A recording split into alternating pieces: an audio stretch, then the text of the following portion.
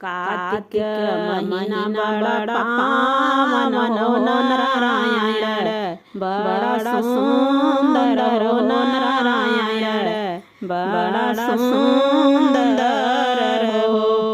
मोरी बहिनी आंगन में तुलसी लगाए हो तुलसी, बड़ी सुंदर हो तुलसी, बड़ी हरियर हो। मोरी बहिनी आंगन में तुलसी लगाए हो तुलसी, बड़ी हरियर हो तुलसी, बड़ी हरियर हो तुलसी, बड़ी सुंदर हो।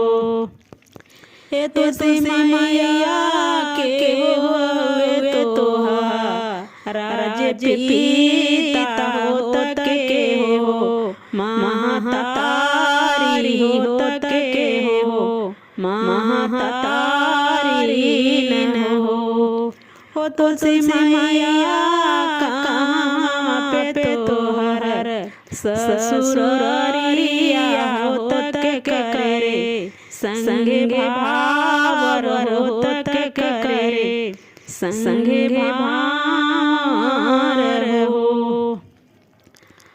तिरिया आकाश सजवे, मोर पिता होत धरती, माता तारी होत धरती, माता तारी न हो।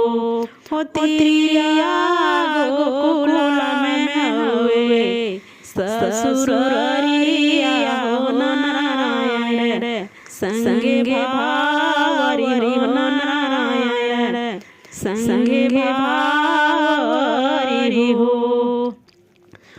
तुलसी मैया कब तो तोहर भाई ले बिया होत कब, तोहर विदाइया होत कब, तोहर विदाइया नो हो। तुलसी मैया कब तो तोहर भाई ले बिया होत कब, तोहर विदाइया होत कब, तोहर विदाइया नो हो।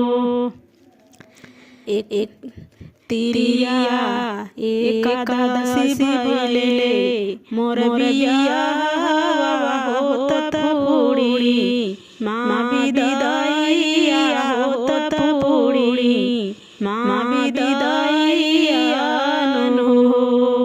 एकादशी भले मोर बिया होत एकादशी बिया होत पूरी, माँ विदाइया होत पूरी, माँ विदाइया नो हो। तिरिया कार्तिक महीना जे दिया हो, तिरिया कार्तिक महीना मोर दिया न हो जले हैं, तनमा सुख पाई है होत पुत सुख पाई है हो।